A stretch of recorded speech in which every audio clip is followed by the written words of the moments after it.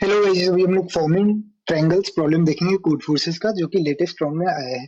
तो देखते हैं प्रॉब्लम में क्या कह रहा है। प्रॉब्लम में अपने को कह रहा है कि अपने पास n स्टिक्स है और सारे स्टिक का जो लेंथ है वो 2 का पावर समथिंग है। ठीक। इसके बाद अगला चीज जो है वो अपने को कह रहा है कि अपने को एक ट्रायंगल बनाना है, नॉन डिजेनरेट ट्रायंगल बनाना है। बेसिकली अपने को ट्रायंगल बनाना है जिसका एरिया ग्रेटर देन जीरो हो। एरिया ग्रेटर देन जीरो मतलब एक रियल ट्रायंगल हो। ठीक। तो अब इसके लिए कह रहा है कि हम लोग कोई भी 3 स्टिक को चूज़ कर सकते हैं और उससे ट्रायंगल बना सकते हैं। ठीक बात है।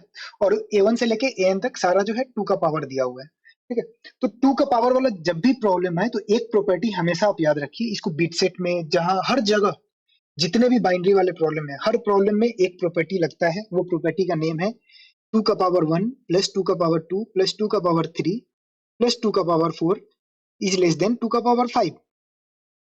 अगर जनरलाइज इसको करें तो 2 का पावर 1 से लेके 2 का पावर n माइनस वन जो होता है वो लेस देन होता है 2 का पावर n के। ठीक है। इस केस में ये सारे का सम क्या आता है 31 आता है, जबकि 2 का पावर 5 कितना होता है 32 होता है। ठीक है। तो ये एक प्रॉपर्टी आप हमेशा याद रखिए। ठीक है। तो ये भी प्रॉब्लम उसी प्रॉपर्टी पे बेस्ड है। तो इस प्रॉब्लम में क्या कह रहा है कि अपने को कोई भी 3 नंबर सेलेक्ट करना है। लेट सपोज कि अपन सेलेक्ट कर लिए ABC, कोई भी 3 साइड सेलेक्ट कर लिए। तो पहला साइड क्या हो जाएगा 2 का पावर A, दूसरा हो जाएगा 2 का पावर B, तीसरा हो जाएगा 2 का पावर C। ठीक। और ट्रायंगल का प्रॉपर्टी क्या होता है? ट्रायंगल का प्रॉपर्टी होता है कि side 1 plus side 2 must be greater than equal to greater than side 3। ठीक है। तो अगर अपने ट्रायंगल का तीन तीन साइड 2 का पावर A, 2 का पावर B, 2 का पावर C है, तो अपने को करना क्या है 2 का पावर A प्लस 2 का पावर B को ग्रेटर देन कर देना है 2 का पावर C से। ठीक। तो अब इसमें पहला चीज यही है कि ऐसा चीज सेटिस्फाई हो सकता है क्या? ये सेटिस्फाई होगा क्या? हम लोग कहेंगे नहीं। क्यों नहीं? क्योंकि 2 का पावर 3 प्लस 2 का पावर 4 कभी भी 2 का पावर 5 से बड़ा नहीं होगा। क्यों नहीं होगा? क्योंकि तुम भाई इसको 2 का पावर 1 भी दे दो, इसको 2 का पावर 1 प्लस 2 का पावर 2 ये दोनों पावर भी दे दो, फिर भी बड़ा नहीं होगा। ठीक। इसलिए कोई भी तीन डिफरेंट नंबर सेटिस्फाई नहीं करेगा। क्यों नहीं करेगा? रीजन ये है। ठीक है। अगला चीज है कि तीनों नंबर अगर सेम हो जाए, जैसे मान लेते 5 5 5 हो जाए, तीनों नंबर सेम हो जाए, तो हम लोग कहेंगे हाँ ऑब्वियसली सेटिस्फाई करेगा। 2 का पावर 5 प्लस 2 का पावर 5 ऑलवेज ग्रेटर देन 2 का पावर 5। तो हम लोग कहें कि पहला चीज जो सेटिस्फाई करेगा, अगर तीनों साइड ए है तो ये सेटिस्फाई करेगा। ठीक है। अब देख लेते हैं कि कोई दो साइड ए के बराबर हो और तीसरे साइड अनइक्वल हो, जैसे 3 5 5। हम लोग कहेंगे कि बेटा ये केस भी सेटिस्फाई, सॉरी एक केस ये ले लेते हैं 3 3 5। हम लोग कहेंगे कि भाई ये केस भी सेटिस्फाई नहीं करेगा, क्योंकि 2 का पावर 3 प्लस 2 का पावर 3 ऑलवेज लेस देन 2 का पावर 5। मतलब ए बी और ए लेस देन बी है, तो इस केस में 2 का पावर ए प्लस 2 का power a always less than 2 का पावर बी।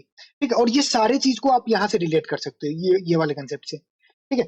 इसलिए अगर कोई 3 नंबर है सॉर्टेड है ए बी, तो ये भी सेटिस्फाई नहीं करेगा। तो अब लास्ट चीज जो लास्ट कंडीशन बचता है, लास्ट केस, वो है A B B, where A is less than B.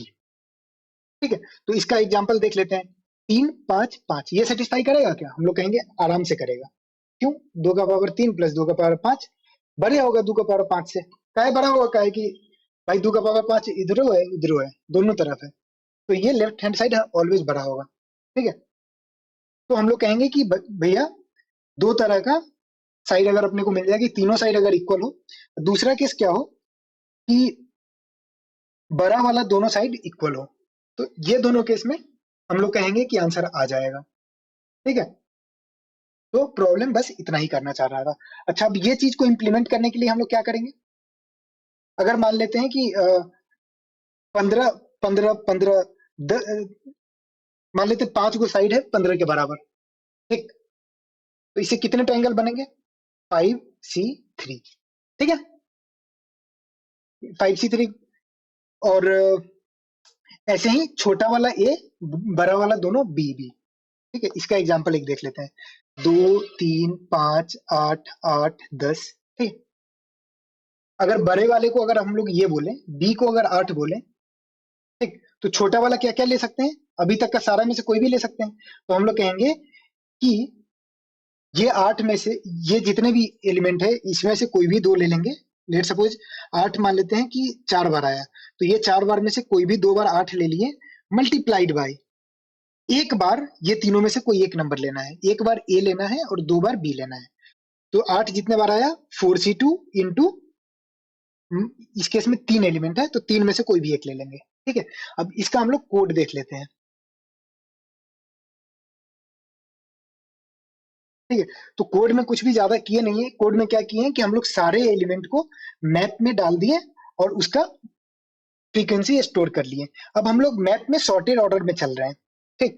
और पहला चीज हम लोग क्या कह रहे हैं, पहला चीज कह रहे हैं कि भाई अगर तुम्हारा फ्रीक्वेंसी 3 या 3 से ज्यादा है, मान लेते हैं कि तुम्हारा फ्रीक्वेंसी 6 है, तो हम लोग क्या कहेंगे 6c3 निकाल लेंगे। 6c3 nc3 क्या होता है n into n minus one into n minus two by 6। तो हम लोग आंसर प्लस इक्वल टू जितना फ्रीक्वेंसी है फ्रीक्वेंसी c3 कर लिए, ठीक है। अगला चीज कह रहे हैं कि तुम जो एलिमेंट है हम तुमको बी बोलेंगे और तुम्हारे से पीछे वाले जितने एलिमेंट आए उसका हम टोटल काउंट रखे हुए हैं, ठीक है। जैसे इस केस में हम लोग क्या कहेंगे कि जब हम लोग 10 पे जाएंगे तब काउंट का वैल्यू क्या होगा, काउंट का वैल्यू क्या होगा 4 होगा, ठीक। तो हम लोग कहेंगे कि 10 को तो हम लोग बी बना लेंगे, मतलब 10 में ये 4 में से कोई 2 बी सेलेक्ट करेंगे। अ, ये जो अभी तक इससे छोटे जितने एलिमेंट है उसमें से कोई भी एक को ए सेलेक्ट कर लेंगे, ठीक है। तो नंबर ऑफ वेज क्या हो जाएगा, अभी तक जितने एलिमेंट आए ए, उसको हम लोग काउंट वन बोल रहे हैं, तो काउंट वन मल्टीप्लाइड बाई अभी जिस एलिमेंट पे है उसका फ्रीक्वेंसी it.se है c2, ठीक है। उसी को n into n minus one by two कर दिए, ठीक है।